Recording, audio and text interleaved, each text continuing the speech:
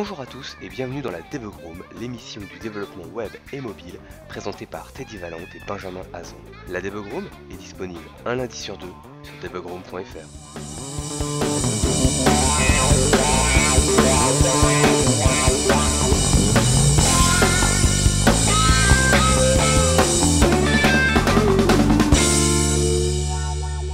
Bonjour à tous et bienvenue dans la Debug Room. Au sommaire de cette émission, dans la section VL, on vous parle de plein de choses comme d'habitude. Le dossier de cette émission vous explique comment partager IRL vos connaissances, compétences et découvertes.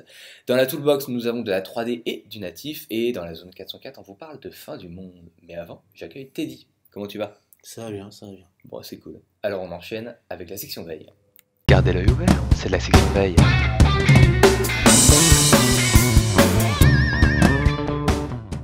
Et dans la section veille, Teddy commence en nous expliquant qu'est-ce qui se passe quand on explose le local storage. Ouais, c'est une question que moi je m'étais jamais posée.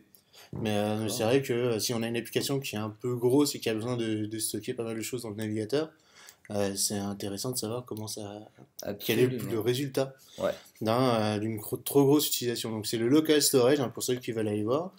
Et alors, on rappelle ce que c'est que le local storage? Ouais, bah c'est ce qui permet de stocker en local dans le navigateur en fait. C'est ça. Hein. Des données ou ça peut même être des images.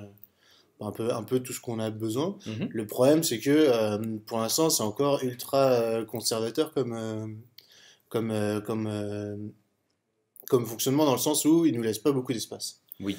Après, c'est un peu normal, parce que sur un navigateur, il peut potentiellement gérer 150 sites qui font appel au local storage. Donc généralement, à la limite, elle est de quelques mégaoctets. On en avait déjà parlé dans un Absolument, on en avait déjà parlé, ouais. Et là, du coup, c'est sur le blog d'un développeur qui s'appelle Raymond Camden, un truc dans le genre. Et en fait, tout simplement, il a fait le test, et puis il a regardé ce que ça donne dans tous les navigateurs, enfin les principaux navigateurs. Donc, grosso modo, pour ceux qui veulent un résumé, dans Chrome, dans Firefox, ça marche, on n'a pas le même message d'erreur, mais on a un message d'erreur sur cette Mais ça bloque pas? Si, ça bloque ça pas. Bloque. Ah, et ça bloque, d'accord, et ça dit un message. Mais on a quand même un retour du navigateur. Et par contre, pire, là. on arrive à Internet Explorer, la version 11 pourtant. Lui, non, il dit rien, il donne pas de message d'erreur et puis il continue à accepter. Il n'y a pas de limite en fait. Si, c'est limité, mais c'est juste qu'il te dit pas que. Il prend plus en compte tes demandes d'ajout, mais il te dit rien. Donc c'est un peu relou. Ça c'est fou ça. Et voilà, donc là pour le coup, on n'a pas tellement de moyens de savoir quand est-ce qu'on arrive à la limite et. C'est fou. Il faut juste tester. Il n'y a pas d'autre moyen. Autant dans Chrome, Firefox et Safari, du coup, Chrome et Safari, c'est encore semblable pour le moment. C'est assez proche, ouais. Là, ça marche bien. On peut tester le message d'erreur. Et par contre, sur IE, du coup, il faut tester. Donc, si vous faites appel au local storage, il n'y a pas d'autre moyen que de tester par soi-même. Et puis de pas aller sous IE, parce que sinon, si tu vas puis sous IE, du coup, tu peux pas tester ta limite de local storage, c'est un peu compliqué. Après, non, c'est juste à toi de voir si ton application, elle utilise pas trop le stockage, et puis du coup, je sais même pas comment tu pourrais faire, mais... J'ai aucune idée. Ouais. Parce que tu peux tester la taille avant-après. Donc tu peux voir du coup si c'est rentré ou pas.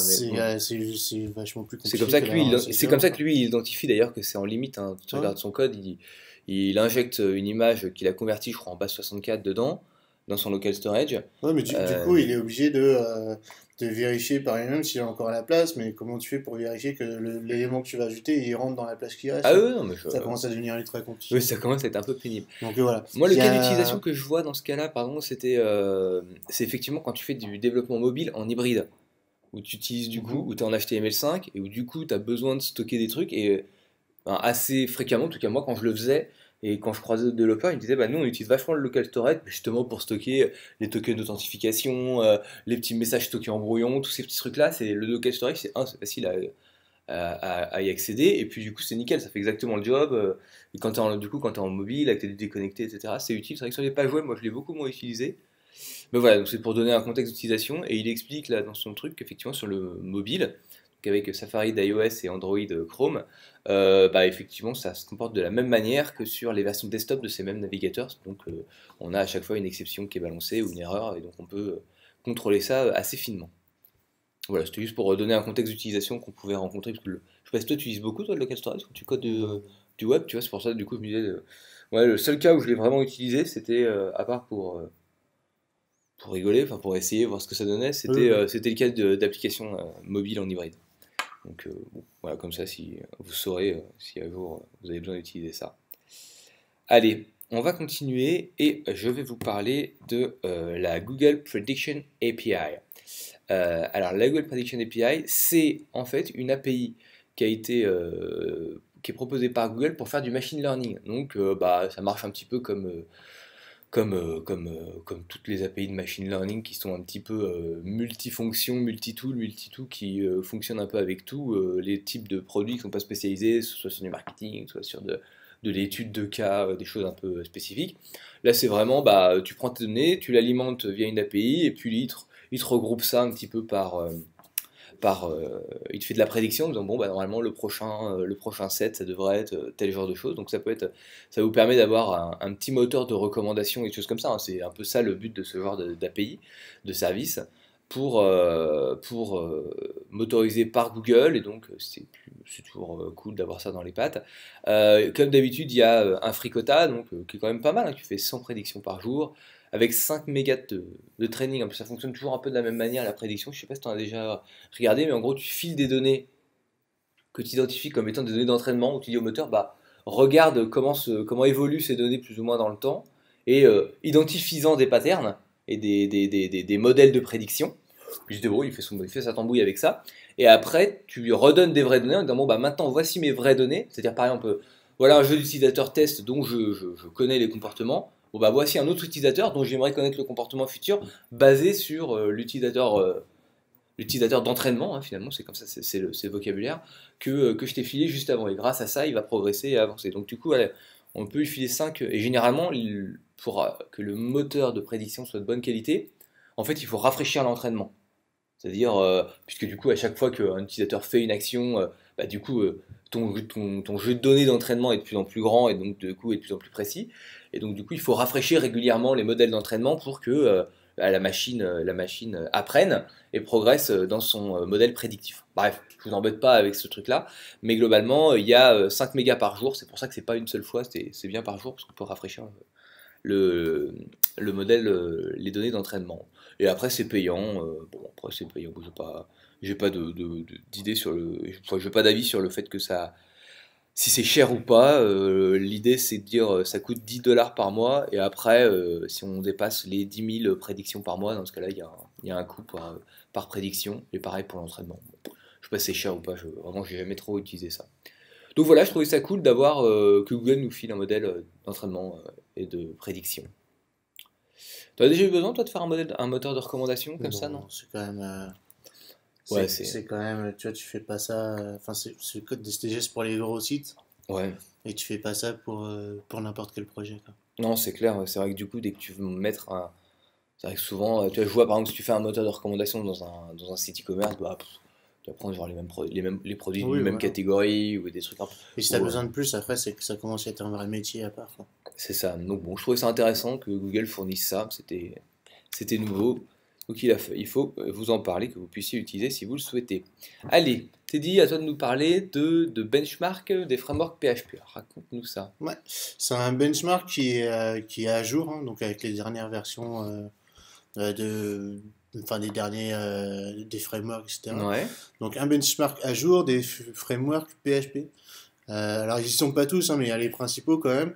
Notamment il y a Symfony 2, il y a Laravel, CodeIgniter, et après tous les autres dont on parle assez régulièrement et qu'on n'utilise pas forcément. Falcon, C'est Yi, vrai qu'à chaque fois, Slim, Silex. on se rend compte qu'il y en a beaucoup des frameworks et qu'on À en fond, ouais. utilise très peu. Enfin, c'est normal après en même temps. Et donc voilà, c'est très simple, hein. On voit simplement un benchmark avec tous ces frameworks. Et il y a trois calculs, il me semble. Il y a le nombre de requêtes par seconde qui sont Qui sont gérées, supportés, hein. le memory usage, et le troisième, c'est, je me rappelle plus. Bah non, il y en a que deux, en Il y en fait, a que deux, en il y a fait. que ces deux-là. Et bah après, les résultats, c'est un peu toujours pareil, hein. C'est marrant, Effectivement, c'est moins ton framework est gros et plus il gère de requêtes par seconde. Et, Laravel, Déré. et inversement, moins il gère de requêtes par seconde, plus il prend d'empreintes mémoire. Donc effectivement, Laravel, Enfin, c'est celui qui l'ordre est gère... parfait. Enfin, il est pas parfaitement respecté. Ouais, Parce que quasiment, tu vois, quasiment, dans ouais. les grandes lignes. Donc on voit que Laravel, c'est celui qui gère le moins de requêtes par seconde, mais qui prend le plus d'empreintes mémoire. C'est fou. Enfin, c'est fou. Moi, Non, bah après, je sais après, pas tu vois, pourquoi. comparer, tu vois, Symfony 2, typiquement, qu'on connaît un peu tous, et Codeignitor, on sait que c'est ultra simpliste, dans le sens où t'as pas grand-chose dans Codeignitor, et Ouais, non, c'est tu codes léger. beaucoup de choses toi-même, alors que dans Symfony 2, c'est beaucoup plus... C'est beaucoup plus pris en main. Il y a beaucoup c'est vrai, plus de. c'est un framework qui intègre beaucoup plus de choses. Absolument, ouais. Donc forcément, il est beaucoup plus lourd et il prend plus de place en C'est mémoire. clair. C'est clair. Après, c'est toujours pareil, le problème de ces benchmarks, c'est que là, c'est sur une application qui est entre guillemets toute simple, et ce qui va compter derrière, c'est le code que tu vas rajouter. Donc effectivement, dans Code Highlighter, tu vas écrire beaucoup plus de code, Yes. et à ce moment-là, le benchmark sera différent. Mais c'est juste pour donner une idée des différences quand on doit choisir un Et framework si vous au vous posez la démarrage. question, le grand gagnant, sans surprise, c'est Falcon, hein, qui du Mhm. coup est un framework qui est compilé et qui est vraiment axé, contrairement à tous les autres qui prétendent être, enfin qui annoncent comme étant, qui s'annoncent chacun comme étant le plus performant des nouveaux frameworks, histoire que quand même ça donne envie d'aller voir ce qu'ils font. Enfin, tu vois, c'est quand même souvent comme ça que c'est présenté.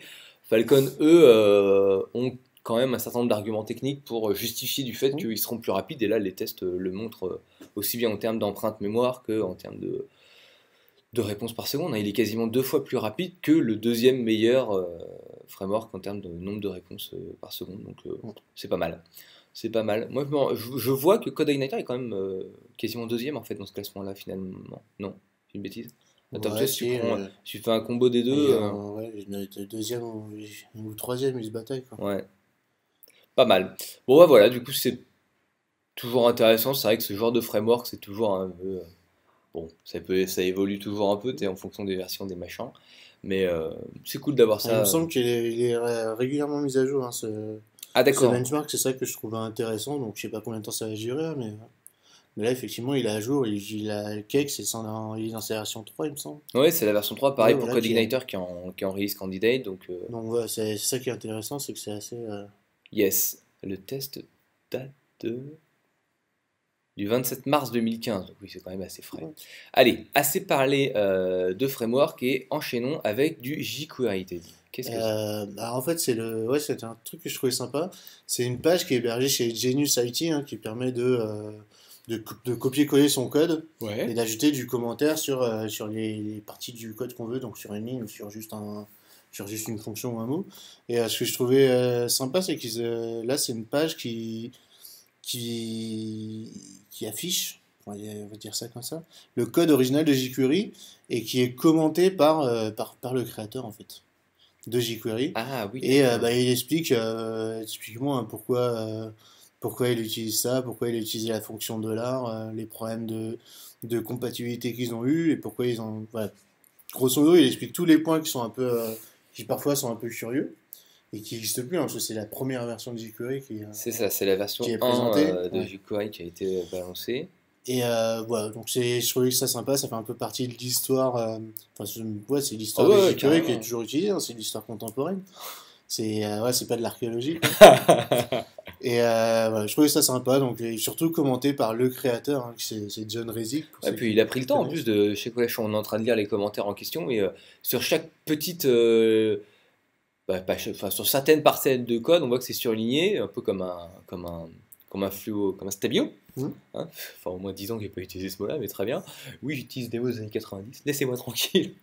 Et effectivement, il explique, bon, ouais, j'aimais pas trop ce truc-là, mais c'était obligatoire, donc on l'a fait. Mais enfin, vraiment, c'est son ressenti sur le truc. Non, c'est cool, c'est très sympa, c'est très agréable. C'est très chouette à. Bon, Ouais, alors, faut être un peu passionné hein, quand même. Hein. Faut pas non plus regarder ça en mode tiens. ouais, mais tu vois, avec les commentaires, il y en a 40 seulement, donc c'est pas non plus. Ouais, c'est court, hein. C'est court à regarder. Ouais, c'est juste, ouais, je pense à un truc, c'est sympa de jeter un coup d'œil, de regarder un peu comment c'est fait. Carrément. Carrément, non, c'est très très cool. Et puis, je ne connaissais pas le service Genius IT. C'est vraiment. Bah, c'est chouette. C'est très très cool, donc faut pas hésiter. C'est très très bien. Allez, on quitte jQuery et on retourne dans le monde des API. Et je vous ai parlé la semaine dernière il y a 2 semaines. Il y a 2 émissions, je crois, de Mashape. Mashape qui est une marketplace pour API. Donc, si vous avez développé une API super cool, top génial, et que vous voulez la vendre, enfin, bah, vous pouvez l'inscrire sur Mashape et proposer. Enfin, c'est vraiment une marketplace pour API. Je vous invite à aller voir la précédente émission pour voir ce qu'il en est. Mais ils n'en sont pas restés là et ils ont lancé Mockbean. Mockbean, c'est en fait, c'est fait pour simuler des API. Donc si tu vois, on va regarder un petit bin d'exemple. Donc tu peux créer ce qu'ils appellent des bins. Et donc dedans tu fais voilà la réponse en JSON que ça doit donner. Voici les paramètres en entrée que ça doit prendre. Alors ça fait des réponses statiques, ça répond toujours la même chose, mais ça te génère l'URL à utiliser. Et surtout, ce qui est intéressant, c'est que ça te permet justement d'envoyer quelques requêtes avec les exemples de code à utiliser pour appeler cette requête avec une multitude de langages. Donc c'est C#, Go, Java, JavaScript, Node.js, Objective-C, bon bref, PHP, Python, etc. Après, vous avez aussi l'historique des appels, c'est-à-dire voir un peu qui a appelé, quelle est la méthode qui a été utilisée, est-ce que c'est get, post, put, delete et autres, comment c'était, quelle était la réponse qui a été renvoyée, etc. Donc ça permet vraiment de simuler des appels d'API, d'avoir le code d'exemple pour les utiliser, éventuellement le tester avec votre navigateur. Enfin, voilà, ça permet de faire des pistes d'API bac à sable quand vous développez par exemple une application web qui s'appuie sur plein d'API et que les API n'ont pas encore été développées. Vous pouvez vous appuyer là-dessus, poser ça et puis du coup juste filer au développeur le fait qu'il doit respecter le comportement de ces API là. Ce qui est intéressant avec Mockbean, c'est que au-delà de renvoyer juste le JSON que vous avez saisi, que vous voulez qu'il réponde, il emballe ça avec des status, des HTTP versions, des headers, des cookies et des meme types pour vous aider à effectivement bosser, à avoir tous les emballages qu'on pourrait avoir, toutes les métadonnées qu'on aimerait transmettre en plus des données concrètes de l'API, qui sont des données standards, est-ce que la réponse de l'API c'est une erreur ou pas, si oui quel est son message, est-ce qu'il y a une redirection derrière ou pas à faire, etc. Bon, des petites choses. Voilà, je trouvais ça intéressant parce que c'est vrai que je crois pas que ça existait. Enfin, moi, je sais pas comment tu faisais, mais moi, je faisais des petits fichiers JSON à la con que je posais et qu'on appelait en statique. Bon, je trouve ça un peu plus classe. Donc voilà, si ça vous intéresse, n'hésitez pas à y aller. C'est gratuit et bien documenté. Je t'inspire quelque chose. Ouais, après, ce qui est dommage, c'est de s'appuyer là-dessus pour gérer ses tests, ce genre de choses. Parce que du coup, c'est en ligne, c'est pas toi qui le gères. Si t'as pas si le service il tombe. Il est down, ouais, bien sûr, ouais, c'est clair. Donc en fait, ça aurait pu répondre à un problème qu'on a, c'est comment tu testes tes appels aux API. Absolument. Mais ça aurait été bien qu'ils arrivent à faire un truc un peu. Un peu plus offline qui s'intègre avec l'outil. T'aurais pu avoir un peu les deux, tu vois. Peut-être que ça viendra plus tard. Peut-être que, ouais, ça je sais pas. Après, peut-être que oui. Très clairement, peut-être que ça viendra plus tard. Est-ce qu'il y a un modèle économique derrière ça me semble pas pour le moment. Pour le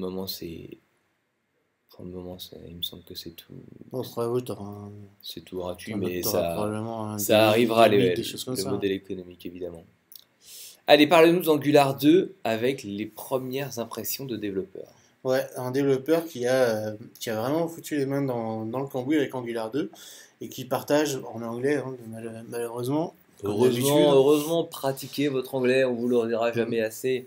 Mais voilà, donc c'est un long article et le développeur là, c'est Minko Geshev, ouais. comme ça.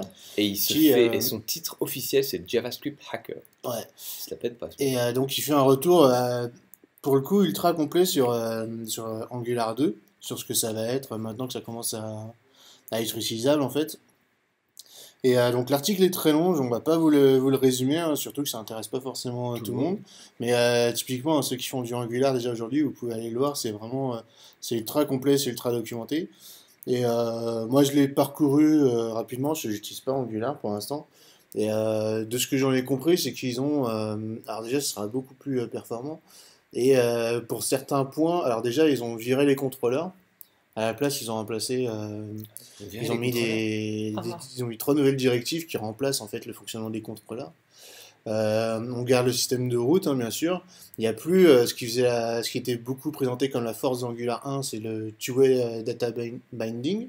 C'est-à-dire, je modifie sur ma page, ça renvoie directement les données au serveur et ça sauvegarde en base. Non, c'est pas tellement comme ça. C'est plutôt que t'as un modèle dans Angular qui, une fois que tu l'as, une fois s'il est modifié sur ton, comment ça s'appelle? Enfin, en fait, c'est les deux, entre Ça va dans les deux le sens. formulaire, enfin, entre la vue et le modèle, c'est dans les deux sens que ça modifie. En fait. Absolument, ouais. C'est pas seulement la vue qui va modifier Oui, le c'est ça, modèle. mais Voilà. ça Mais va dans les deux sens. après, t'es pas, dans Angular, t'es pas obligé de communiquer avec un Ah oui, tu serveur peux être derrière. en local, effectivement. Voilà. Donc il y a ça qui a été viré, et, ce qui permet de faire les choses un peu soi-même, que ce soit un peu moins magique et qu'on ait D'accord. plus de contrôle dessus. Pour certaines parties, apparemment, d'après ce développeur, ça commence à ressembler beaucoup à React.js, On y vient. dans le sens où on se base beaucoup sur les composants. Et voilà, après, il y a plein de choses que j'ai pas spécialement captées, hein, parce que effectivement, je connais pas assez Angular à la base. Mais en tout cas, je connais suffisamment pour voir que les différences sont nombreuses et que c'est pour le mieux. Absolument. Voilà, donc pour les développeurs Angular, à lire ça, c'est vachement bien. Hmm. La dernière phrase du test, c'est ne l'utilisez pas en production, mais essayez-le. Ouais. Bon, c'est toujours bon de le rappeler parce que c'est vrai qu'on parle d'Angular 2, Angular 2, Angular 2, mais il faut quand même se rappeler que si vous voulez Oui, partir en prod avec, c'est pas encore prêt. Hein. c'est Angular 1. Allez, on continue et je vais vous parler de Varnish. Alors, je suis sûr que tu connaissais Varnish. Mhm. Donc, c'est un serveur de cache, hein, c'est qui permet juste voilà, de mettre en cache les pages HTML, vos API, etc. pour justement soulager votre application. Hein. C'est un reverse proxy, c'est comme ça qu'on appelle ça? Ou un proxy tout court, je sais plus. Ouais, ça Je sais pourrait plus, servir de reverse c'est- proxy ouais. si tu veux, mais c'est un truc pour stocker en mémoire, quoi, grosso modo. Exactement. Eh bien, ils ont sorti un système de gestion d'API qui va vous permettre justement, si vous développez une API et que vous avez envie pas de la commercialiser, mais en tout cas de ne pas avoir à payer, à gérer toutes les problématiques qui vont avec les API, au-delà de la partie métier, vous pouvez utiliser le Varnish API Engine, pardon, qui vous propose de gérer les clés, c'est-à-dire les autorisations d'accès à vos API, du coup évidemment de monitorer pour voir si elle répond vite, elle répond bien, s'il n'y a pas trop d'erreurs, etc., d'avoir tout un stats sur son utilisation, et encore d'autres choses comme la sécurité et d'autres petits tests. Donc voilà, je trouvais ça cool que Varnish évolue un petit peu vers la partie vers les API, parce que c'est vrai on le connaissait assez bien sur la partie stockage de données, mais voilà, ils évoluent, c'est un nouveau produit qui vient de sortir, enfin c'est même un nouveau service en fait, hein, puisque c'est du SaaS hein, comme d'habitude. Donc voilà, donc moi je trouvais ça bien. Donc voilà, il y a l'autorisation, le metering et le throttling, c'est-à-dire si jamais il y a trop de... Si vous voulez limiter par exemple, si vous faites des comptes gratuits avec 10 000 accès par jour d'API, bah, vous pouvez faire ça avec le Varnish API Engine. Et évidemment, ça gère la mise en cache pour améliorer les performances de vos API et soulager votre application métier. Pour le moment, on n'en sait pas plus. Moi, ce que je trouve cool, c'est que ce soit une boîte comme Varnish qui est quand même bien installée dans l'écosystème, dans des infrastructures web qui proposent ça. Ça vaut le coup de jeter un coup d'œil et si on a l'occasion de tester, on le fera. Prendre niveau prix, ça coûte une blinde quand même. Ça démarre à 43 000 euros. Bah oui, mais bon, en dessous de 43 000 euros, qu'est-ce que tu veux faire? Je veux dire, c'est quand même minimum, c'est quand même le minimum. Non, t'as pas ça dans ta poche, toi? Hein? T'as pas ça dans ta poche? Au cas Non, où, mais si t'as besoin. si j'additionne les deux, ouais. Mais Ah bah tu vois, du coup, après, j'ai d'accord. rien pour manger ce midi. Quoi. C'est clair. Bon, du coup, oui, c'est vrai que c'est un poil cher et que c'est clairement orienté. Non, mais après c'est pas grave que ce soit si cher, parce que c'est le genre de solution dont tu as besoin. Une fois que tu as atteint un certain niveau Absolument, enfin, c'est même des problèmes de performance, et du coup, c'est-à-dire que tu as les moyens de payer ce genre de truc. Donc, c'est pas- clair. Mais c'est vrai que ça fait bizarre de voir un tarif comme ça. D'avoir un truc comme ça. Oui, c'est vrai qu'alors que nous, dans les services web, on a plutôt l'impression de oui, c'est 10 dollars par mois et là encore, t'es en mode ultra premium, machin vidéo. Donc c'est vrai que c'est un peu Là, surprenant. voilà, ça concerne les grosses, Ouais, c'est clairement pour les les gros grosses sites, quoi, structures. les grosses structures. Mais voilà, ça, les grosses structures ont quelqu'un pour les aider là-dedans.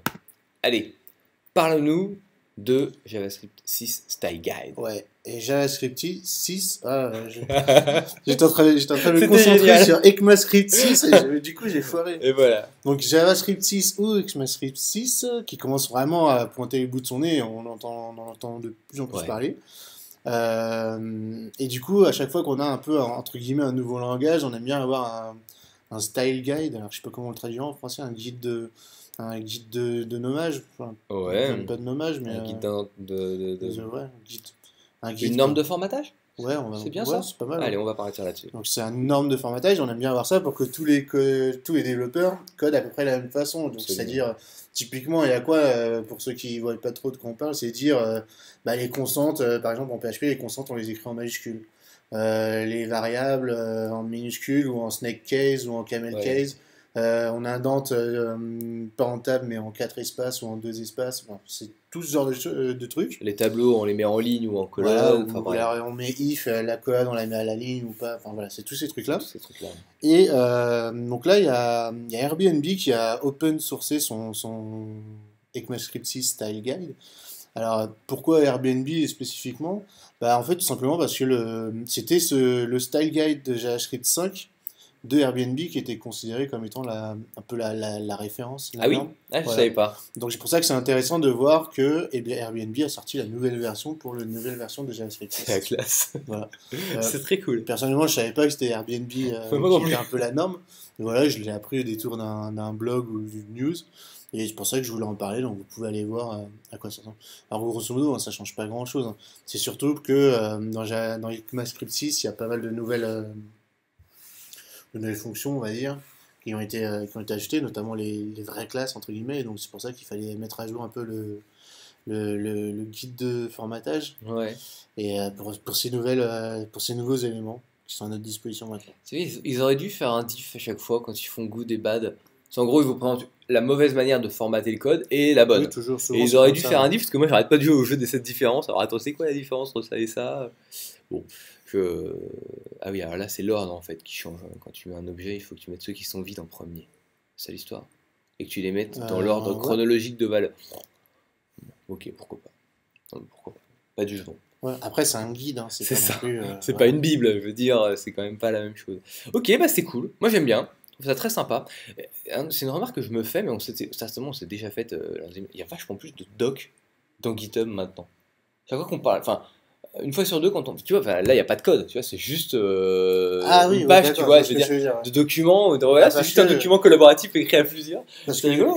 c'est un peu comme pour ce qu'on a parlé la dernière fois, c'est le code civil qui est dans Oui, GitHub. D'ailleurs, ils l'ont mis à jour et maintenant, le mec qui l'a fait, il a mis, il a mis, il a mis deux autres codes et puis il a mis la loi qui est en train de discuter en ce moment sur la loi sur le sur renseignement. ouais, voilà, sur le renseignement.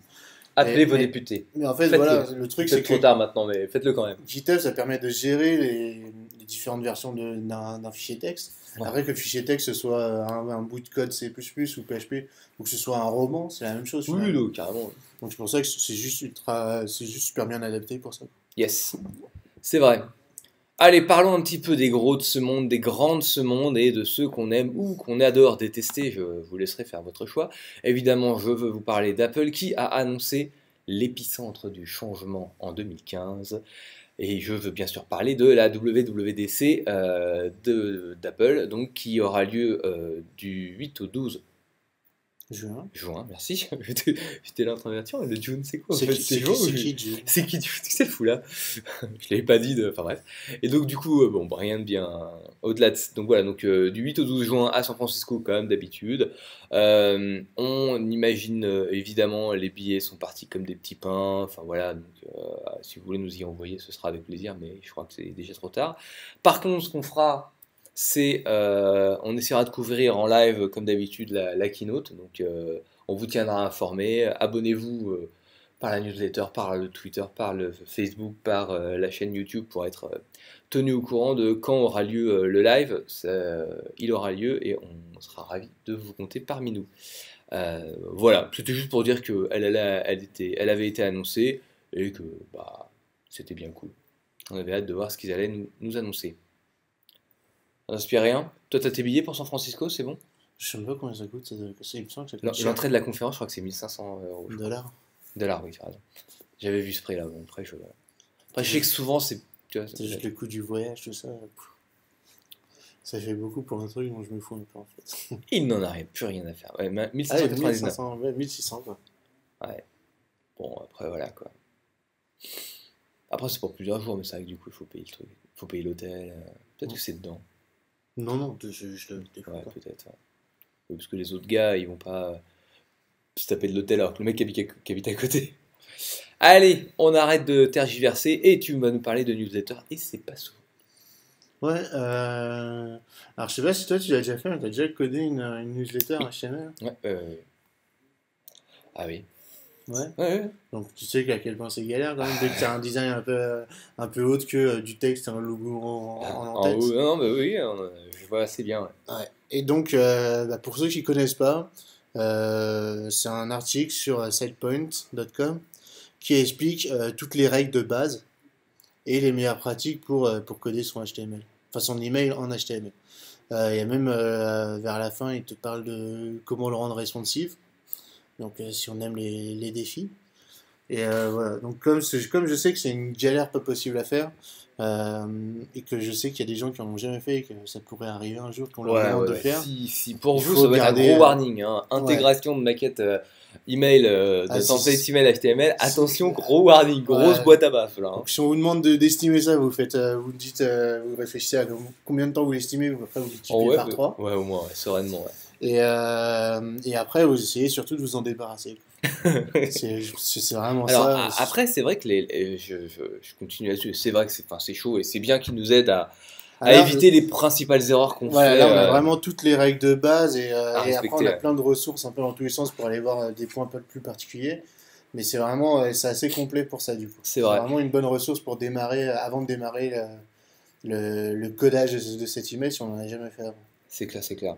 Et c'est vrai que les services de gestion de campagne de newsletter comme Mailchimp, Mailjet, etc. proposent maintenant de plus en plus des outils pour tester la qualité de votre développement. Non, bah voilà, voilà comment ça s'affichera dans Outlook, sur des mobiles, sur des machins, sur des trucs, qui essayent de vous aider un petit peu là-dedans. Malheureusement, ça ne fait, et moi c'est ça que je trouvais difficile, c'est que ça vous met en évidence que c'est pas bon, mais ça vous aide pas du tout à trouver des solutions, à dire c'est quoi l'erreur, pourquoi si, pourquoi ça. Tu peux pas aller inspecter tout simplement. Et tu peux pas aller inspecter. Donc du coup, avoir ces consignes et ces bonnes pratiques finalement en tête d'intégration de newsletter, c'est utile. C'est un poil long, mais si un jour vous avez besoin de le faire, vous arrêtez tout, vous lisez ça. C'est indispensable et c'est essentiel. Ça vous fera gagner un temps précieux, parce qu'effectivement, ça risque d'être un peu... Pour ceux qui n'en ont jamais fait, hein, là on est en train de dire que c'est un truc de fou à faire. Pour ceux qui n'en ont jamais fait, grosso modo, faut faire absolument tout en tableau. Tout. Un tableau HTML, tu peux pas faire autrement. Tout ton style il doit être inline. Tout en inline. Tu peux pas faire appel à ces feuilles de style externes. Évidemment, le JavaScript t'oublie pour le moment. Ah, bien sûr. Et surtout, tu n'as aucun lecteur d'email qui fonctionne de la même façon. Typiquement, tu prends Google, si un jour, regardez chez Gmail, je pensais qu'il y a un compte Gmail, vous inspectez le contenu du mail que vous avez envoyé vous-même auparavant, vous verrez que lui, il retravaille tout. Donc généralement, ça se passe bien chez Google, mais c'est juste qu'on peut même pas inspecter les éléments, parce que c'est même pas le code. C'est réécrit complètement, ouais, c'est clair. Donc c'est vraiment, faut être clair, hein, le code, les emails en HTML, c'est ultra casse-couille. J'avais lu le mail, j'avais lu les conseils d'un marketeur qui disait moi, mes mailings, je les fais en format texte. Donc il me disait, et c'est les plus efficaces en termes de taux de transformation, de clics, de bidules, de trucs. Il envoie tous ses mailings au format texte. Tu vois, quand il s'agit juste que les mecs s'inscrivent à une conférence, bon, ça peut suffire. Enfin bon, je n'ai pas d'avis là-dessus, mais parce qu'effectivement, quand vous envoyez un mailing, souvent d'ailleurs, vous avez un fallback en mode texte pour les très vieux lecteurs qui veulent pas lire le HTML. Bon, donc du coup, vous avez besoin justement et vous avez la possibilité de n'envoyer qu'un mailing en format texte. Si ça vous interdit pas de foutre des liens dedans et que les gens puissent cliquer dessus. Mais voilà, c'est à savoir, évidemment, ça ne conviendra jamais à vos besoins clients. En format texte, tu ne mets pas de lien. Hein. Si, parce que tu peux foutre des liens, rien qui t'interdit d'écrire un lien en format texte. Mais c'est le lecteur qui te transforme en cliquable, en fait. C'est pas toi qui mets une balise à href dessus, parce que du coup, par essence, tu peux pas. Bon, bref, allez assez parler de cette tannée. Et un jour, il faudrait qu'il y ait une solution à ce truc-là, c'est quand même infernal. Enfin, tu vois, je veux dire, c'est. Faudrait que. Si vous connaissez des solutions un peu efficaces sur comment résoudre ce problème-là, parce que c'est un problème. Non, mais c'est le même problème qu'on avait avant avec iOS 6, c'est Avec qu'il y a tous les encore des navigateurs. gens qui avaient iOS 6 pendant longtemps. Ouais, c'est un peu le C'est même la genre même de chose, solution, mais c'est vrai. Allez, parle-nous des 10 ans de Les Git. Git, bah oui, il y a des Git à 10 ans. C'est Linus Bon Torvald anniversaire. qui l'a annoncé en 2005. Et bah, pour l'occasion, enfin Git, je pense que tout le monde utilise. Et pour l'occasion, il y a Atlassian qui a fait une page dédiée enfin, qui raconte comment est né avec ses différentes étapes Git.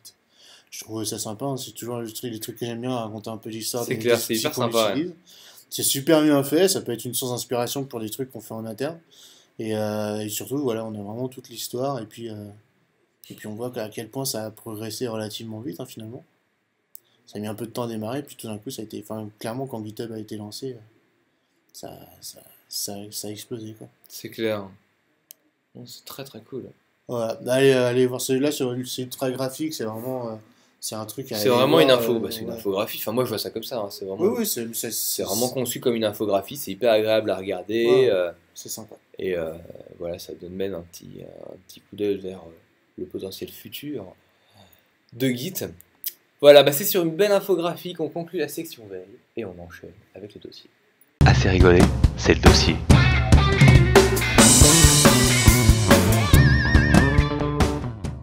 Et dans le dossier, on vous parle de comment partager vos connaissances, compétences, passions, comme vous voulez pour l'appeler ça, en interne, en externe, mais surtout dans la vraie vie. Quittons nos PC et allons à la rencontre des gens physiquement. Vous verrez que ce n'est que bénéfique et c'est Teddy qui nous parle de ça. Ouais. Là, on va vous expliquer un peu. Enfin, expliquer. On va vous montrer un peu comment on peut. C'est ça, hein, c'est partager, c'est rencontrer d'autres développeurs, et même pas forcément que des développeurs purs et durs. On n'est pas forcément obligé de poser toutes ces questions, de tout faire sur Stack Overflow, sur GitHub.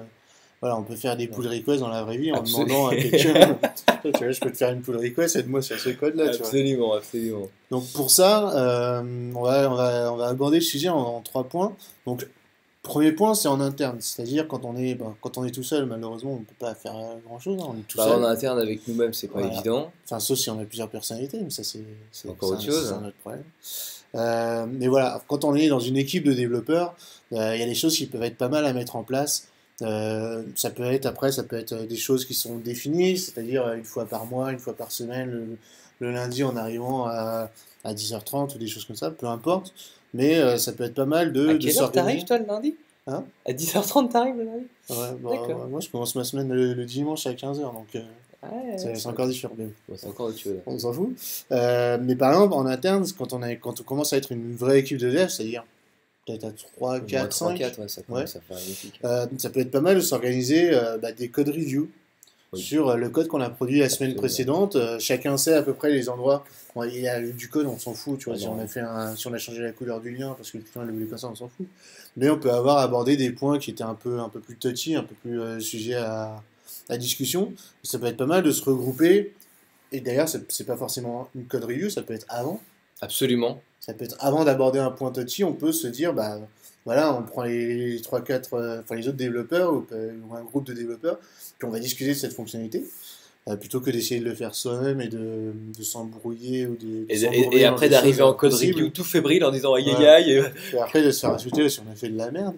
Voilà. Ça arrive, Peu importe hein. que ce soit avant ou après, mais je trouve que c'est pas mal de faire ça, parce que ça permet plein de choses en fait. Ça permet d'améliorer son code, ça permet d'avoir les retours pas de ses supérieurs, mais des gens qui sont qui sont meilleurs, Plus qui sont expérimentés, ou même expérimentés, qui ont voilà. juste un point de vue externe Voilà, différent, exact. qui prendrait le problème dans un autre temps. Et ça permet aux développeurs qui sont plus juniors de voir le code qui est bien fait.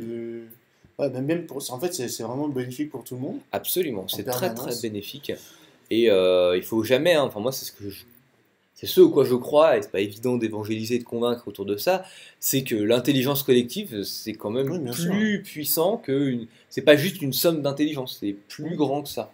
Donc voilà. Et même si on est le meilleur développeur du monde, on peut des fois tomber sur des sujets qui vraiment nous prennent la tête. Et du coup, on a plus les idées claires. Alors on peut être fatigué, quoi. Ça arrive d'être fatigué et de dire, voilà, je sais pas. Et du coup, dans ces cas-là, un regard externe, ça peut être salvateur. Absolument. Autre point, donc moi les code reviews j'aime beaucoup ça. Un autre truc qui peut être sympa, c'est. T'en fais beaucoup?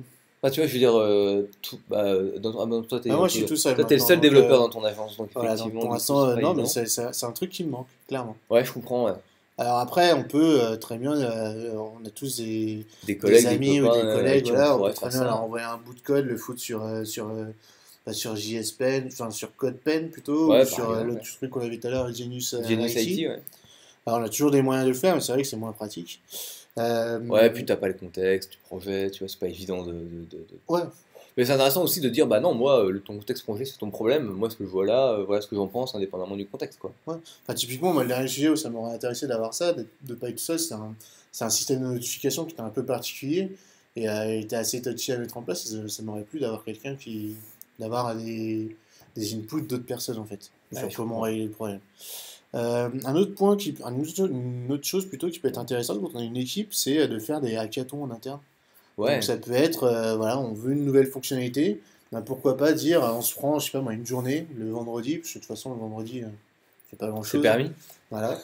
Et, ou alors on met pas en prod, donc il y a des trucs qui peuvent attendre, enfin peu importe. Mais on peut s'organiser des hackathons, donc ça peut être sur plusieurs choses, ça peut être sur le prochain gros sujet de dev, ou une nouvelle fonctionnalité, ou un nouveau produit qu'on veut essayer de lancer. C'est Ça bon. peut être l'occasion d'utiliser une nouvelle techno, ou peut-être de prendre son produit sur lequel on bosse tout le temps, et puis d'essayer de lui foutre Angular dans la journée pour voir ce que ça donne. Yes. Pas obligé de finir le produit, pas obligé d'avoir un truc qui fonctionne, pas obligé que ce soit ultra productif pour l'avenir, mais c'est juste une journée où vraiment on s'amuse où vraiment c'est le terme, hein, on s'amuse à tester de nouvelles choses. Et Ouais, peu le importe le résultat résultat, derrière, presque. c'est clair. Et après, ça permet à la fin de faire un code review, encore une fois, et puis de voir les avantages de telle chose, de telle approche. Ça peut être même tout simplement voir comment on met en place un guide de nommage commun. Yes. Voilà, ça peut être vraiment beaucoup de choses. Qu'est-ce que ça permet? Donc ça permet, ben, encore une fois, de progresser, de partager, etc. Et du coup, ça permet aussi un peu comment dire, de resserrer les liens ou de créer Ah, du, de faire ouais, du team building, c'est-à-dire de voilà, c'est regrouper, de ça. resserrer l'équipe autour du projet sur lequel ils travaillent, un Et sur un peu truc un peu marrant, un peu chaque. fun. Ouais, c'est vrai. Ça peut servir à ça. Et du coup, c'est facile à Mais c'est organiser. Il pas suffit là, de. ça peut être aussi dans d'autres équipes, tu vois, je pense aux équipes de vente ou même marketing ou autre chose, de dire bon bah tiens, comment on peut, là on parle de hackathon donc pour le développement, mais ça peut très bien s'étendre aux autres métiers de la boîte en disant bah tiens, on va refaire une plaquette qu'on n'a jamais le temps de refaire parce qu'on n'a jamais le temps, on va, tu vois, de se regrouper sur un truc et puis ça permet de créer une émulation, j'allais dire une émulsion, mais ça n'a rien à voir, une émulation Oui, ça peut être. dans toute la boîte sur plein de produits différents et peut-être même de mixer les équipes, pourquoi pas. Ouais, et même si, imaginons que tu es dans une boîte où tu as deux équipes de développeurs qui travaillent sur deux produits, ça peut être un hackathon où chaque équipe travaille sur le produit de l'autre, Le tu vois. produit de l'autre. Pour essayer de trouver les trucs qui sont un peu pourris. Pareil pour les code reviews, hein, ça peut être intéressant d'avoir un œil complètement externe. Bien sûr, ouais.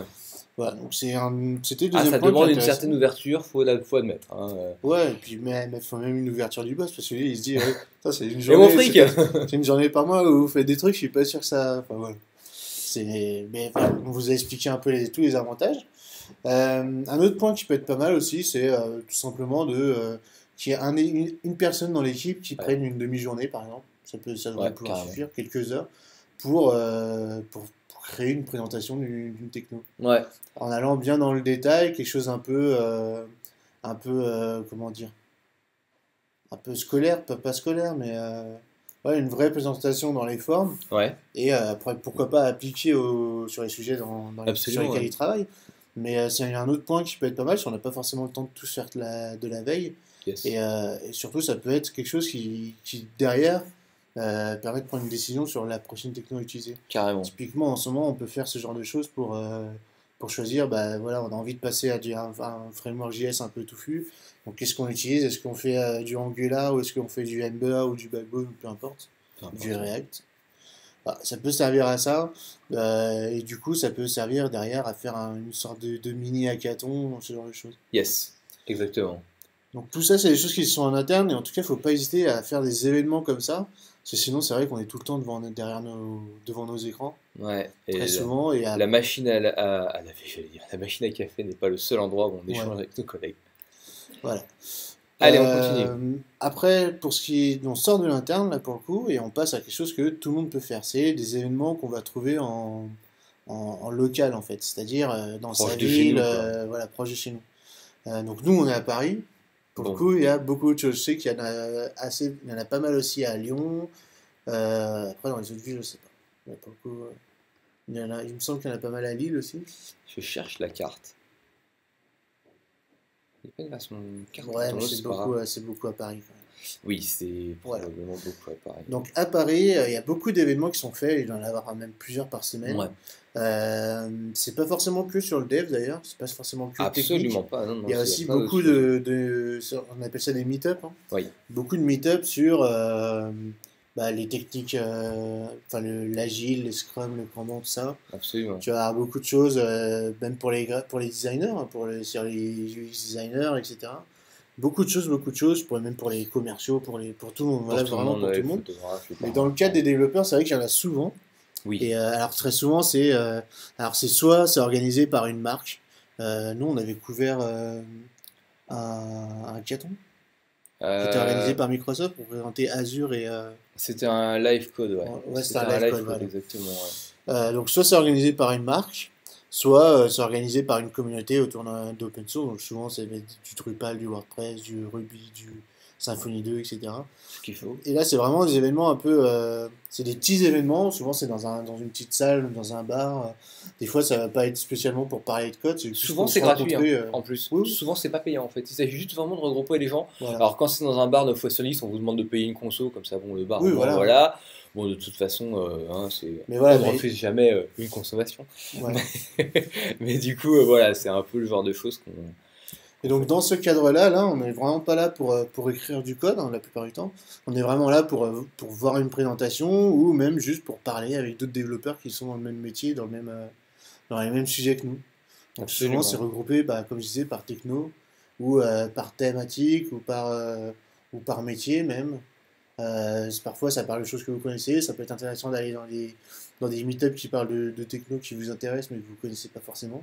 Ça vous permet de rencontrer des gens qui, eux, soit sont dans le même cas que vous, soit sont en train de choisir une techno sur laquelle travailler, Absolument. soit ils sont déjà en train de travailler dedans et ils vont vous expliquer qu'est-ce qui est bien, qu'est-ce qui n'est pas bien, etc. C'est beaucoup de... Dans ce genre d'événement, vous aurez beaucoup de retours d'expérience, vous aurez beaucoup de Oui. discussions plus ou moins techniques et, et souvent il y a pas mal de monde quand même. C'est rare C'est que... fou. Ouais, alors à Paris, oui. À Ailleurs, Paris, oui, probablement bien c'est le sûr. cas également. Mais on maîtrise moins bien cet écosystème-là. Mais d'ailleurs, si vous avez des conférences auxquelles vous avez été ou que vous trouvez vraiment et que vous avez envie de recommander à la communauté, n'hésitez pas à nous en faire part dans les commentaires de l'émission. Ça permettra justement de mettre en lumière vos retours d'expérience sur les bonnes conférences à aller voir. Donc pour ceux que ça intéresse, il y a le site qui nous paraît le plus important pour ça, c'est meetup.com. Exactement. Et ouais, enfin, il regroupe. Je Il crois qu'il y a regroupe à le peu plus. près tout dessus, puis Ouais, il est bien fait comme site. Donc. absolument. Après, il y en a un deuxième qui est... alors là, c'est une boîte hein, qui organise ça, qui organise des hackathons, ce genre de choses. C'est Exactement. bemyapp.com, donc c'est events.bemyapp.com, qui eux organisent pas mal de hackathons, donc souvent c'est sponsorisé On a par des façonné ça, marques. Ouais. par exemple. Mais même dans ces cas-là, hein, c'est pas forcément inintéressant. Non, c'est Ça peut- vachement bien pour découvrir des technos d'une boîte. Par Ouais, exemple, voilà. quand il s'agissait de découvrir Azure, c'est quand même bien que ce soit un expert d'Azure qui vienne et pas juste un mec qui a bricolé trois quatre trucs et qui a envie d'en parler, quoi.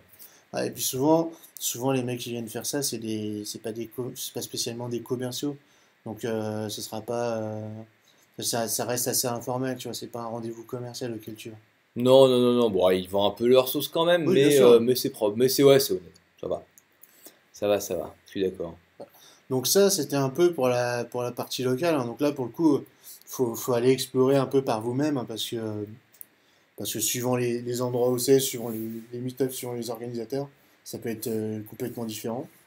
Donc c'est vraiment quelque chose à explorer, mais après, souvent, les rendez-vous auxquels vous participerez pour tester, s'ils vous plaisent, généralement, ils sont refaits. Si ce n'est tous les mois, ça peut être généralement, c'est tous les ans. Oui, absolument.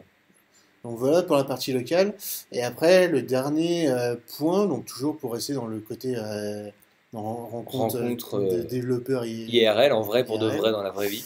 Après, il y a les conférences officielles, les grosses conférences officielles et très souvent internationales. Oui. Donc là, alors ça dépend de la taille de la communauté, bien sûr, mais c'est des énormes événements pour les plus grosses communautés Yes. qui sont organisés dans souvent, c'est des salles La salle de des séminaire. salles de séminaire. Ouais, des grandes salles de Mais même- conférence. ouais, voilà, des grandes salles de conférences. Il y a les conférences au même titre que les conférences de médecins, Absolument. des grandes conférences comme ça. Voilà, c'est vraiment le même niveau. Hein. Oui, Enfin, carrément. Ah oui, c'est c'est vraiment à ce même, niveau-là. ouais, c'est vraiment ça. On a Parfois, choisi c'est deux. même organisé dans des comment ça s'appelle? Je sais pas. Tu sais, les endroits où on fait les salons, là, Dans les salons. ouais, c'est là. Ça a Dans un les nom parcs d'exposition. Ah, dans des palais Ouais. des expos. Voilà, dans les palais d'exposition. Très bien. Parce que, effectivement, il faut de la place. Oui. Alors, on vous a sélectionné deux exemples.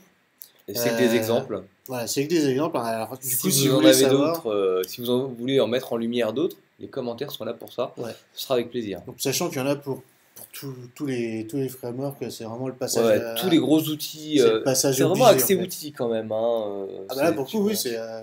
c'est consacré à une techno. À une techno en particulier, ouais. Donc typiquement, on vous en a sélectionné deux par exemple. Hein. C'est la DrupalCon, donc qui concerne, j'imagine, Drupal. Je suis pas sûr. Mais... Voilà, donc on voit que tout de suite, les DrupalCon sont annoncés longtemps à l'avance.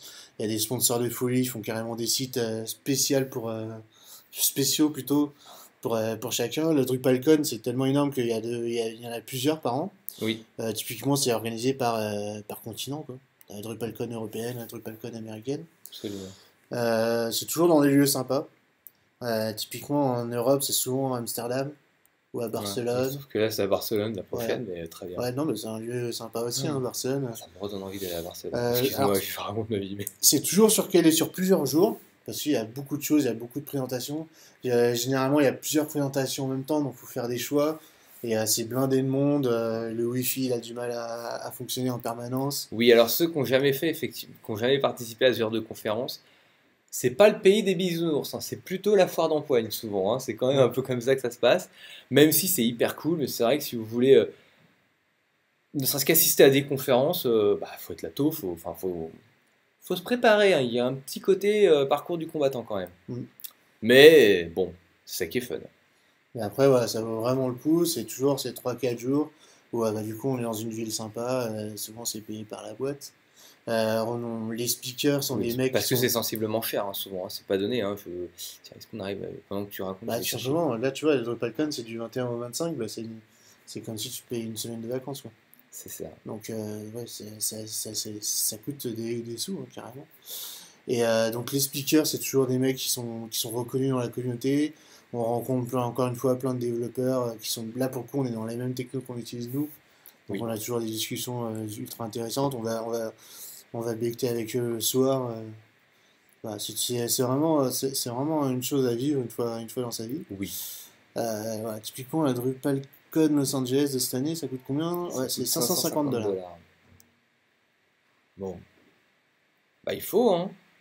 Voilà, faut savoir. Et dedans, il y a quoi? Il y a donc accès à toutes les conférences, un petit sac cadeau, un t-shirt, bien sûr. Bon, après, il y a l'accès à... Là, c'est vraiment l'accès tout compris, hein, celui-là. Hein, c'est le top du top.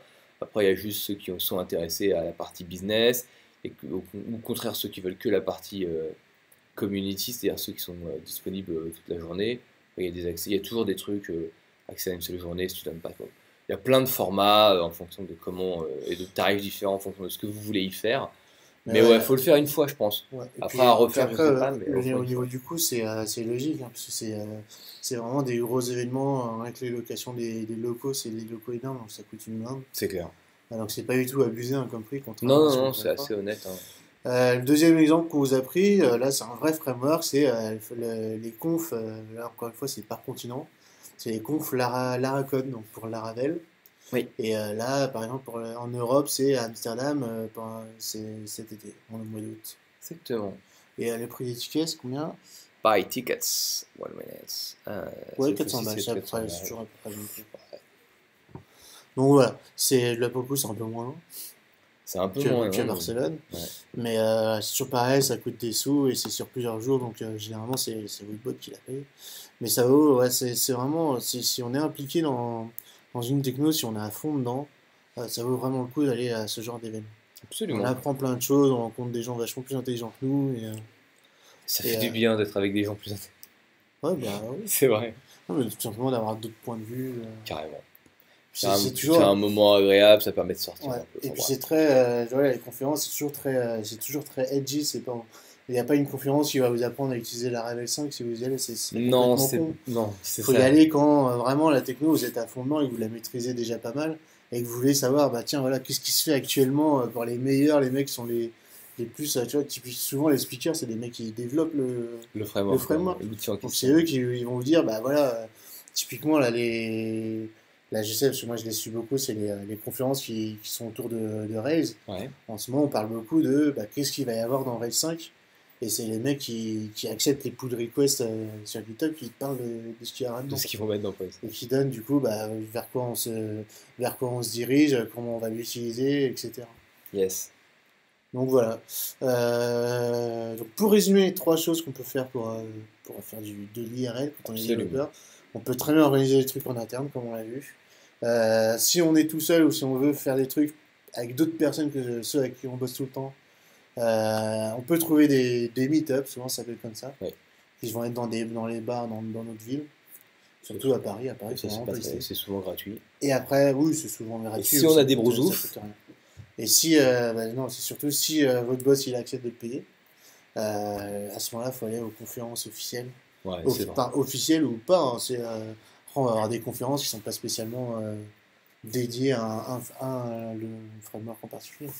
Absolument. Ceux qui traitent des sujets un peu plus. Par exemple, pour avoir des conférences sur des drones, et là pour le coup, il n'y a pas qu'un seul éditeur, tout le monde se regroupe autour de cette thématique-là. Ok, bah voilà. Écoute, ça conclura le dossier et on enchaîne avec la toolbox. Et maintenant, ouvrons la toolbox.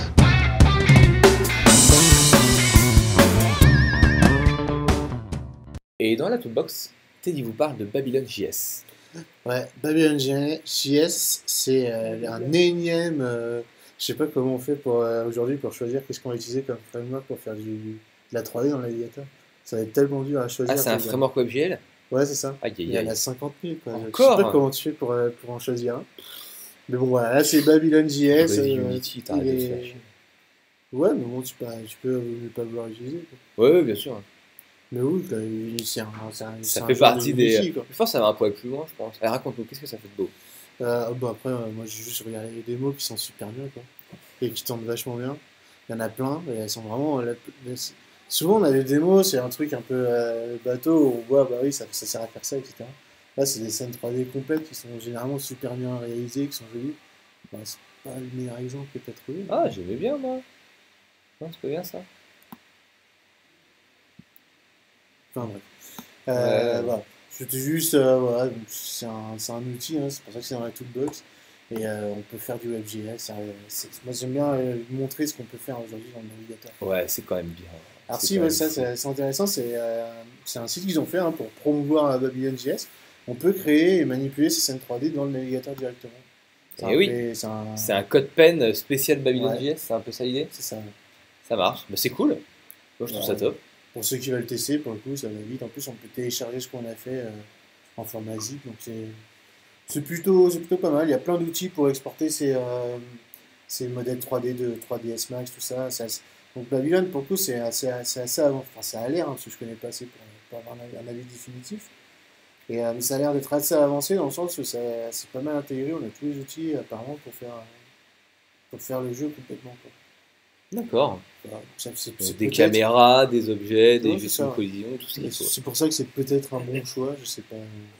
Je sais pas plus. Voilà, en tout cas, si vous avez besoin de faire un choix, celui-là est éligible. Qui font de la 3D en navigateur, peut-être qu'il va pouvoir en dire, c'est celui-là, je veux dire. Carrément, absolument. Allez, on continue et on va vous parler d'un truc bien moins ambitieux, beaucoup plus terre à terre, classique, traditionnel. Il s'agit d'un framework JS/CSS qui va vous permettre de coder des wireframes. Ils sont en vidéo, des wireframes, c'est ce qu'on fait avec.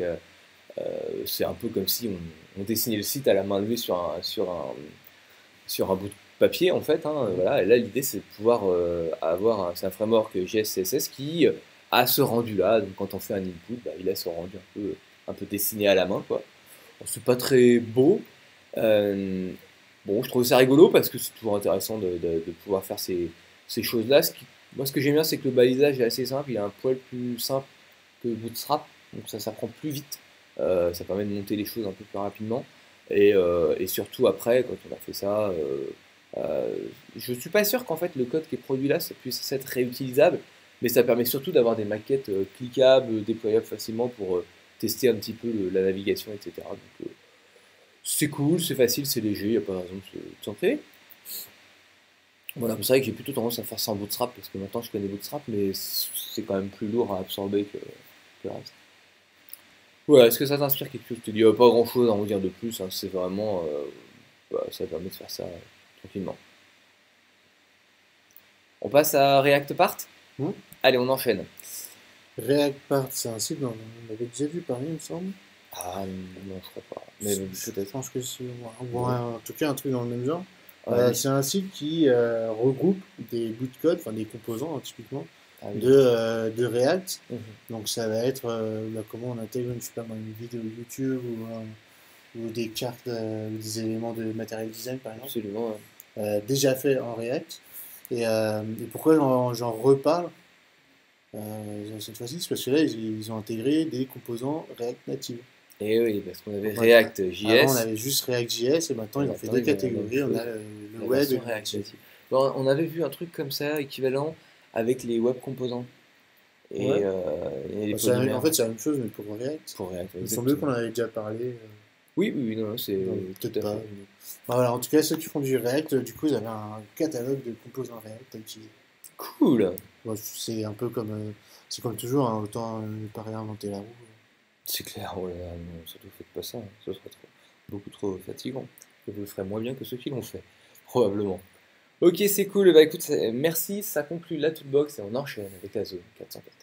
En avant dans la zone 404.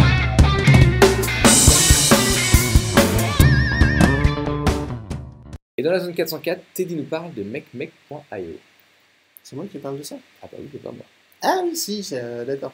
Non, en fait, je n'avais pas vu cette page-là, j'avais vu les pages après. Ah. Mecmec.io, alors pourquoi j'ai mis ça dans la zone 404? En fait, ça pourrait être dans la zone news aussi. Mhm. En fait, c'est un. Il y en a beaucoup des boîtes qui font ça, tu sais, où ils te permettent de créer tes pages web et après d'avoir ton nom de domaine. D'accord, Tu vois, un peu comme à la WordPress où tu peux avoir ton WordPress sur WordPress.com. ouais. Là, celui-là, il est sympa parce que, en fait, tout ton site, absolument ton site en entier, vraiment tout, est un canevas en fait. Et du D'accord. coup, tu vois, alors ça te fait des sites un peu sympas. Après, niveau référencement, je pense que c'est zéro, mais bon, c'est pas grave. Donc là, pour ceux qui sont en vidéo, on voit des exemples, effectivement, ça fait. Le rendu, Des il est quand même animations, des vachement choses, bien, ouais, quoi. c'est quand même assez cool. Et du coup, quand on va créer son site avec ça, on n'a pas, on n'a pas une liste de formulaires où on crée des posts, où on configure les trucs, on a vraiment, on place ces éléments un peu à droite à gauche, c'est assez particulier. Et en tout cas, je trouvais ça marrant d'avoir fait Ça, un système de génération de sites finalement un peu. Je sais ouais, pas trop carrément. comment ça s'appelle ce genre En one page en plus, j'imagine. Ah bah oui, c'est un canevas, hein, C'est un énorme canevas. c'est un canevas, voilà, tu regardes le code, t'as juste un canevas dedans. Et tu sais, c'est limite s'ils ont pas viré la valise HTML, head, body, tu sais, t'as juste le canevas et t'as absolument tout qui est dedans. Parce D'accord. que ça permet, l'éditeur il est assez simple. Bah là, on est en train d'en voir une démo. Voilà. Pour ceux qui sont en Après, vidéo. pour arriver à faire les exemples qu'il donne, bah ouais, parce que Il y a c'est un comme peu de d'habitude, boulot, hein, parce que- en fait, tu y arriveras pas parce que t'es pas graphiste et puis le graphiste il arrivera pas à faire les animations comme enfin, ouais, c'est toujours pareil. Mais ouais, si tu arrives à vraiment bien manipuler et à prendre le temps, tu peux avoir un rendu ultra sympa. Ça, c'est ultra compliqué quand même. Quand tu les vois faire, tu te Ah dis ouais. bon, ok quoi. Le résultat, il donne envie. Ils Tu sont dis ouais, non, complètement quoi. du référencement. Mais il donne envie. Mais voilà, après, c'est très bien que tu vas galérer à avoir ce genre de résultat. C'est clair. Je trouve ça un peu bizarre. Mais voilà, pour le coup, voilà, leur promesse, c'est qu'il n'y a pas de limite à l'imagination. Effectivement, je ne même pas, vu que c'est du canvas, tu fais absolument ce que tu veux. Mais bon, je trouve ça un peu bizarre. Mais après, ça peut être pas mal de voir, vu qu'on peut voir comment gérer le canevas, on peut voir comment on fait. Yes, absolument. Voilà, pas grand chose de très bien. Mecmec.io. allez voir si ça vous a convaincu, ne serait-ce que pour voir la vidéo de démonstration, c'est toujours rigolo. Et maintenant, je vous propose de devenir des hackers et de vous prendre pour les plus grands pirates de l'humanité mondiale. Dans le cinéma. Hein, mais un peu cinéma, comme dans ouais. le cinéma. Hein. C'est-à-dire que Ouais. voilà, c'est un petit site, donc vous avez le lien dans les notes de l'émission, qui va vous présenter vraiment enfin, Un faux bureau. un faux bureau en mode NSA, etc. Et quand vous tapez genre n'importe quoi sur votre clavier, vraiment vous tapez n'importe quoi, vous pouvez faire espace, espace, espace, espace tout le temps. Bah il y a tout un tas de commandes qui se lancent, des lignes de code dans tous les sens, enfin, bref, tout un tas de trucs complètement dingues enfin, complètement dingues. Comme si vraiment tout un tas de lignes de code hyper complexes qui vous font en fait passer pour un hacker aux yeux des gens qui croient que vous êtes effectivement en train d'implémenter ces choses-là. Donc bon, c'est ridicule, ça sert à rien, mais vraiment je trouve ça vraiment fun à faire. Voilà, donc du coup ça permet voilà, d'access deny. On a vraiment l'impression que vous êtes en train de pirater un bureau, le truc de la NSA, ça download des critical data. Enfin, vraiment, on a l'impression- C'est comme au Ouais. cinéma, en c'est fait. comme au cinéma. Et quand nous, on voit les hackers qui font n'importe quoi, tu vois, on C'est voit ça, très- voilà, tu dis, mais qu'est-ce que on tu voit fais, très mon bien pauvre gars? que ça sert à rien ce qu'il fait, ça ni queue ni tête. Et ça fait exactement le même rendu, en fait, c'est qui est marrant. C'est ça. Et alors, du coup, il y a la même chose pour les hackers, mais vous pouvez faire la même chose sur si vous avez envie de simuler la rédaction d'un Un faux document Word. Word. Bon, voilà, il y a plein d'autres petits exemples comme ça qui peuvent faire. Il y a un truc, par exemple, pour faire la Matrix aussi. Je suis un peu fan de Matrix. Hein. Ah non, ça fait pas trop Matrix. Hein. Ça fait Matrix, ça? Fais un truc, on va voir, plusieurs fois. Non, ça fait avec les images. Bon, au bout d'un moment, il doit te faire accès autorisé, non? Ouais, je l'ai vu. Voilà. Bon, bref. Allez, on voulait jouer, tant pis, on a perdu. Euh, Mais bon, c'est toujours un peu rigolo à voir. Enfin, bref, c'est vraiment. Faut savoir que ça, c'est la vraie vie de certains gens, certaines personnes en fait, tu vois aussi. Mais bon, voilà, si vous avez envie de vous la péter un petit peu auprès de vos collègues, vous avez besoin de simuler comme ça. Ouais, enfin, Même- ça marche quand tu veux pas utiliser des développeurs. Ouais, si vous voulez C'est- épater votre copine, ça Ouais, fonctionnera. ouais. Et les autres, Ça marche pour la copine ou pour maman, papa, mais sinon, un développeur, il voit ça, c'est que c'est exactement comme au cinéma, hein, on comprend tout de suite que c'est de la connerie. c'est clair. Et en parlant de cinéma, j'avais trouvé, il faudrait que je le mette dans une prochaine émission, un article qui parlait de, justement, tu sais, au cinéma, on voit des hackers qui écrivent n'importe quoi. Et tu sais, souvent, on voit en arrière-plan des choses comme ça, pendant que l'acteur discute, on voit un écran avec du code. Ouais. Et en fait, souvent, il y a des mecs qui sont amusés à repérer d'où venait le code qui est affiché à Ah l'écran. oui, Et en j'avais fait, vu cette ouais. truc-là. Et en fait, souvent, ça vient de vrais codes. Enfin, je sais plus, il y avait des exemples. Il y avait un truc, ça venait de Linux. Il y avait un truc qui venait d'un bout de code du premier Apple ou je sais plus quoi, des choses comme ça. Et j'avais trouvé ça sympa. Enfin, j'essaierai de retrouver ce lien. Ils ont même fait un screensaver par Windows. Bon, bah, bref, c'est vraiment de la connerie. Mais c'est quand même bien cool, ça me fait bien marrer. Allez, on enchaîne avec la surveillance Ouais, la surveillance, non, c'est plutôt des vols. une visualisation. Hein. Encore une fois, c'est une démo de ce qu'on peut faire en 3D dans le navigateur. C'est une visualisation de l'ensemble des vols. Des avions qui Des volent en ce avions, moment. voilà, Quoi. ouais, qui volent. Alors c'est peut-être pas, c'est probablement pas en direct, mais ça doit correspondre à peu près à la réalité. Mais, c'est juste que c'est joli en fait. Là, tu peux zoomer dedans, c'est animé, tu vois t'as plein de, enfin t'as 4 options sur le côté pour pouvoir visualiser mieux les vols, dans quel sens ils vont, à quel point c'est embouté sur certains endroits du globe. Et en fait, je trouve ça super joli, c'est bien fait, si tu mets Track Opacity, ouais, tu vois. Il y a quand Ah, même c'est il cool. y a quand même des milliers des avions en vol Ah, en permanence, c'est Ça impressionnant. n'arrête pas, c'est la folie. C'est cool ça. Ouais. C'est très fun. Voilà, donc c'est plus une démo pour voir. Voilà, on peut vraiment représenter des données de façon ultra super sympa comme dans le navigateur. C'est clair. C'est top. Non, c'est très très cool ça. Moi j'aime beaucoup. Allez, on enchaîne avec Digital Rail. Qu'est-ce que c'est que ça? Pareil, c'est une démo de ce qu'on peut faire dans le navigateur aujourd'hui, avec les HTML5, les canvas, ça. C'est du canvas ça, non? Probablement, on va en vrai dire, il me paraît. Mais en fait, voilà, c'est On va un. inspecter, on va vous dire. Je pense que c'est du Je suis sûr que c'est Canva. du Hein. Canva. Je sais pas comment tu peux Ouais, c'est du Canva. Et en fait, ça reproduit un peu la Matrix, hein, ouais, les la Matrix, caractères ouais. qui tombent, qui coule, quoi, comme de la pluie en fait. Enfin, après, voilà, je le trouve super bien réalisé, quoi. Ouais, ça marche pas mal. C'est vraiment très cool et vous avez le code sous GitHub Voilà, en c'est bas à droite pareil. pour choper, pour comprendre comment ça a été Et eux, ils appellent fait. ça le Digital Rain. Je sais pas si c'est le titre officiel de ce truc-là. De Je cet sais écran. pas, mais c'est vrai que ça fait un Ouais, effet ça fait, pluie, ouais. tu vois. Là où nous on voit plutôt, ça nous rappelle Matrix, Ouais. ça fait un petit effet pluie, c'est quand même bien cool. Bah, Allez, c'est encore une belle démo et une bonne source d'inspiration. carrément. Allez, parle-nous de cet énorme problème. Ouais. Ah, en fait, finalement, ça va quand même dans les années 404, parce qu'en Ouais. plus, c'est un peu vieux maintenant. C'est le site SitePoint, qu'on cite assez souvent. Donc, mine de rien. Ouais, mais ils font pas mal de trucs cool, Ouais. hein, c'est un bon site. Hein. Et ils ont fait une. Enfin, il y a un des auteurs, Craig Butler, qui a fait une blague pour le 1er avril, mais qui paraissait assez vrai, quoi, et qui pourrait peut-être arriver un jour. Et grosso modo, ce qu'il raconte, c'est que bah, Internet va tomber un jour parce qu'on n'aura plus assez d'espace disque, parce que les pages web sont trop lourdes, on va être obligé de les limiter à 100 kilooctets, 100 kilobytes, alors je sais pas, non, ils doivent parler en octets, ouais. Par page, parce que sinon on va être obligé d'abandonner les polices personnalisées, ouais, on sera obligé d'utiliser les polices système. Pourquoi? Parce que les gens ils mettent tellement de vidéos de chats, des selfies dans tous les sens, etc. Que bah, du coup les producteurs de disques durs ils n'arrivent plus à produire assez de disques durs pour mettre dans les data centers. Au secours, il n'y a plus assez de place dans les disques du monde. Et puis on n'arrive pas en On n'arrive construire pas à les assez. produire. Je trouvais ça marrant. Peut-être qu'un jour ça arrivera, mais ça Oui, m'étonnerait, hein, parce que je suis sûr que non, on mais peut genre, construire des usines et puis en plus les disques durs ils prennent de plus en plus de.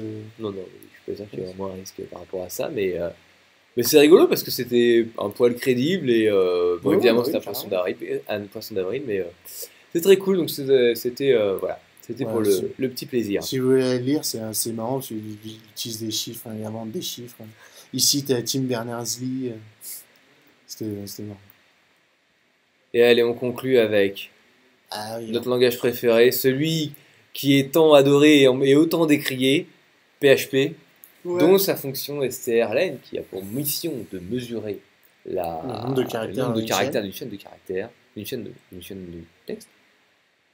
En fait, on voit pas le bon nombre. Ouais, Raconte-moi. alors là pour le coup c'est un français. C'est vrai. Ouais. Et c'est plusieurs. C'est suffisamment rare pour le préciser. Ouais, bah oui, carrément. Et là, c'est plusieurs exemples de différents appels à la même fonction strlen, mais avec des chaînes de caractères différentes. Et on comprend pas pourquoi il renvoie pas les bons chiffres, en fait. Donc c'est plein d'exemples c'est assez fou, en fait. Il y a des fois, vraiment, on se demande comment il fait pour arriver à tel ou tel chiffre. Ouais. Et Bon, la réponse, voilà. c'est souvent une question d'encodage du TF8 et Oui, de voilà. caractères spéciaux. Hein. C'est souvent à ça que ça se résume parce que strlen en fait fonctionne bien avec de l'ASCII. Mhm. Mais dès que tu commences à mettre des virgules, des caractères accentués ou même des choses un peu plus, des caractères plus riches, dans ce cas-là, tu arrives aux limites de strlen. Et évidemment, la recommandation. Bon, c'est vrai que c'est marrant de se rendre compte de ça, mais la réponse c'est Bah, il faut utiliser MB strlen. Ouais. qui lui prend en compte ça. Après, là, ça met en lumière que le problème, c'est que PHP, il te prévient pas, quoi. Mais ça, c'est tellement vrai. À la limite que strlen ne te renvoie pas le bon résultat, parce qu'effectivement, il n'est pas fait pour décoder du TF8. Il n'y a pas de souci. Et il pourrait te lancer un warning en te disant, ou même tu as une erreur carrément, en disant, ah bah non, je décode quelque chose que je sais pas décoder, tu vois. C'est clair. Il devrait À faire ça. strlen, ça compte voilà, le nombre de nombre d'octets finalement, hein, plus que le. Parce qu'en fait, ça donne toujours un chiffre supérieur au vrai nombre de caractères parce qu'ils sont codés justement sur plusieurs. Les caractères enrichis sont toujours codés sur plusieurs bits. Bon, bref, voilà. Bon, allez voir. Non, mais c'est rigolo de savoir que voilà, il y a des faiblesses dans ces fonctions-là et qu'on n'est pas prévenu. Donc il faut connaître ces outils pour savoir bien les exploiter. Puis voilà, on a fait le tour On aujourd'hui. a fait le tour. Bah, ouais, c'était cool.